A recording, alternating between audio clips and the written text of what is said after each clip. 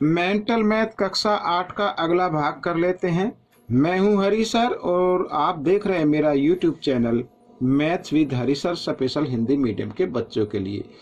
यहाँ पर मैं आपसे एक रिक्वेस्ट करना चाहता हूँ, प्रार्थना है मेरी कि आप इसमें से सीखकर दूसरे बच्चों को जरूर सिखाएं। इसलिए नहीं सिखाना है कि कहीं उनके ज़्यादा नंबर आ गए, वो पास हो गए, तो नहीं, इसलिए नहीं, बल्कि इसलिए सिखाना है, ये तो काम सब होगा ही, इसलिए सिखाना है कि ताकि आप मैथ के अंदर निपुणता हासिल कर सके। ठीक है, आप जितना अभ्यास करेंगे उतना ही आप मैथ के अंदर एक्सपर्ट होते चले जाएंगे। आइए करना शुरू करते हैं। प्रश्न नंबर 26 तो बहुत ही आसान प्रश्न है बच्चों। यहाँ पर ये देखिए क्या कहता है, आइए कर लेते हैं। पहले पढ़ेंगे दो परिमेय संख्याओं का गुणनफल। यहाँ पर फिर गुणनफल दिया हुआ, यदि एक संख्या 14/27 है तो दूसरी संख्या बताओ। अब गुणनफल है घटा 28/81। तो ये मैंने पहले के वीडियो में पहले जो पार्ट है इससे उसमें बताया है मैंने, तो आप मेरे चैनल पर जाकर वीडियो या प्लेलिस्ट का बटन क्लिक करके अन्य वीडियो और जो प्लेलिस्ट है उसको चेक कर सकते हैं। ठीक है, देख सकते हैं। तो यहाँ पर बच्चों देखो, हमें बतानी दूसरी संख्या।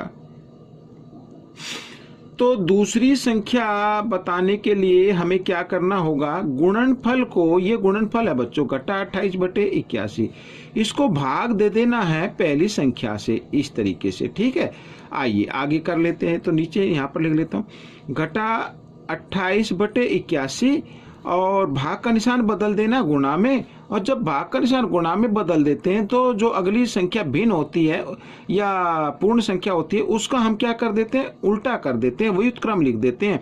यानी अंश का बना देना है हर और हर का बना देना है अंश। ठीक है, इस तरीके से ये देखो, ये हर है और ये अंश है, अंश का हर बना दिया, हर का अंश बना दिया। ठीक है, अब 14 से काटेंगे, 14 एकम 14, 14 दूनी 28। ठीक है, और 27 एकम 27, 27 तिया 81। यहाँ पर बच्चों ये घटाइए।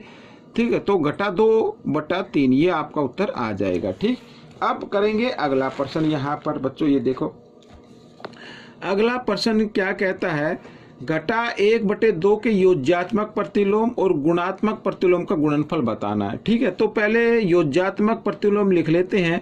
तो बच्चों योज्यात्मक प्रतिलोम, तो मैंने ये कई बार बताया है आपको। यहाँ पर लिखे घटा 1/2 का योज्यात्मक प्रतिलोम। तो योज्यात्मक प्रतिलोम में घटा की संख्या होती है तो जमा की लिख देते हैं, और जमा की होती है तो घटा की। क्योंकि यहाँ पर घटा 1/2 ये घटा में है तो हम ये जमा में लिख देंगे। यही इसका क्या हो जाएगा, योज्यात्मक प्रतिलोम हो गया। अब गुणात्मक प्रतिलोम, तो घटा 1/2 का गुणात्मक प्रतिलोम, गुणात्मक प्रतिलोम में व्युत्क्रम कर देते हैं। ठीक है, वही उसका गुणात्मक प्रतिलोम बन जाता है। अब जैसे यहाँ पर घटा 1/2 है तो घटा का निशान तो ऊपर ही रहने देना है, तो 2 को ऊपर लिख देना है इस तरीके से और नीचे 1 कर देना है। अब इसमें लिखा का गुणनफल बताओ, तो 1/2 ये तो हो गया योज्यात्मक प्रतिलोम, गुणनफल बताने के लिए गुणा करना पड़ेगा, और ये हो गया गुणात्मक प्रतिलोम इस तरीके से। तो 2 एकम 2, 2 एकम 2, लेकिन यहाँ पे घटा 1 है, ये जमाएगा, घटा जमा घटा होते तो घटा 1 आपका उत्तर आ जाएगा। ठीक है, अब यहाँ पर प्रश्न नंबर 28 क्या कहता है, देखो x का मान बताना है। तो ये भी बड़ा आसान है। तो 9/8 भाग के निशान को बदल देना गुणा में, और इसके नीचे 1 मानते हुए इस संख्या का क्या कर देना, उल्टा कर देना। तो 1/x बराबर घटा 3/2 इस तरीके से लिख लेना है। ठीक है, आइए इस तरफ कर लेते हैं। तो 9 को 1 से गुणा करेंगे 9, 8 को 1 से गुणा किया 8x और बराबर घटा 3/2, यहाँ पर ऐसे आ जाएगा। इसके बाद फिर आपको कर देना क्रॉस में गुणा, 8 दिया, यहाँ पर देखो 8 दिया 24x, लेकिन ये घटा तो घटा 24x आ जाएगा, और यहाँ पर 2 निम 18 इस तरीके से। ठीक है, x का मान निकालना है तो निकाल लीजिए। तो 18, ये घटा का निशान इधर लगा दो 18 के पास, तो बटे 24 इस तरीके से, क्योंकि 24 इधर गुणा में इधर आकर भाग में आ गया। 6 के पार्टी से काट दो, 6 × 18, 6 × 24, यानी आपका जो x का मान आएगा वो घटा 3/4 आ जाएगा। ठीक है, अब प्रश्न नंबर 29 में भी हमें x का मान ही निकालना है। तो आइए करना शुरू करते हैं। घटा 12 और भाग के निशान को बदल दिया गुणा में, और अगली संख्या का क्या कर दिया, उल्टा कर दिया, यानी व्युत्क्रम लिख दिया 1/x इस तरीके से, बराबर घटा 6/5। ठीक है, तो गुणा करते हैं। यहाँ पर बच्चों घटा 12 को 1 से गुणा करेंगे, घटा 12 एकम घटा 12, नीचे x बराबर घटा 6/5। ठीक है, आप चाहे तो घटा से घटा का निशान काट सकते हैं। आइए इधर कर लेते, तो क्रॉस में भी गुणा कर देनी है।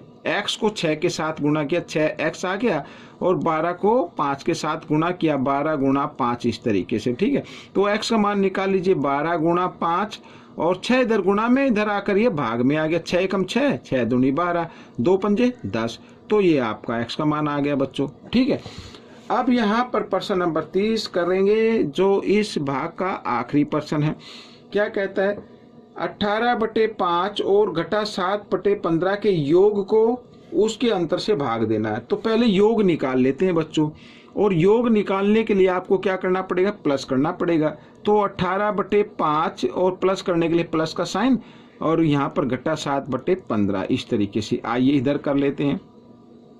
तो सबसे पहले देखो, दोनों भिन्न के जो हैं या प्रीमिय संख्या आप इन्हें बोल सकते हैं, हर अलग अलग है। तो आपको इनके हर एक जैसे बनाने, एलसीएम लेके, लघुत्तम लेके। ठीक है, तो बड़ा अंक देखना है। बड़ा अंक छोटे अंक के पहाड़े में आता है, अगर आता है तो बड़ा अंक जो होगा वही आपका क्या हो जाएगा, लघुत्तम हो जाएगा। तो अब क्या करना है, 15 को 5 से भाग दे देना है। 5 का पारा चलेगा 3 पे, 5 तिया 15 होता है, और 3 को 18 से गुणा कर देना है, 18 तिया 54। अब यहाँ पे घटा, ये जमा घटा, जमा घटा, और 15 क्योंकि हर और लघुत्तम एक जैसा, तो इसके अंश को आप यूं क्यों लिख दीजिए। ठीक है, अब 54 में से 7 घटा देने हैं बच्चों, तो 47 आ जाएगा, और यहाँ पर आ गया 15। ठीक है, ये तो आ गया आपका योग। अब इनका अंतर, अंतर यानी घटाने के लिए अंतर लिख लेते हैं। यहाँ पर अंतर में क्या करना, घटा देना है। संख्या तो यूं क्यों रहेगी, सिर्फ एक चीज आपको करनी है, अंतर के लिए आपको घटा का निशान लगाना है। ठीक है, यहाँ पे जमा का था, अब आपको क्या करना है, घटा का निशान लगाना है। ठीक है, वही है।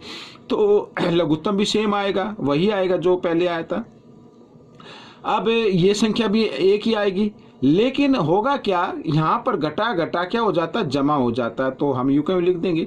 अब 54 और 7 होता है बच्चों 61/15। ठीक है, अब क्या कहा है, योग को, अब ये तो योग ये रहा, अब इस योग को क्या करना है, इसके अंतर से भाग कर देना। भाग करने के लिए भाग का निशान लगाना है, और ये इस तरीके से। ठीक है, आइए इसको इस तरफ कर लेते हैं। तो 47/15, भाग का निशान बदल दिया गुणा में, और भाग से अगली संख्या क्या क्या कर दिया, व्युत्क्रम कर दिया हमने इस तरीके से। तो 15 से 15 कट गया, और ये 47/61, ये आपका उत्तर आ गया। ठीक है, तो बच्चों ये भाग आपका पूरा हो गया है। आपको ये भाग कैसा लगा मुझे जरूर बताएं, और इसमें से सीखकर दूसरे बच्चों को जरूर सिखाएं। मिलेंगे अगले भाग में, तब तक आप प्रैक्टिस करते रहिए। वीडियो देखने के लिए धन्यवाद।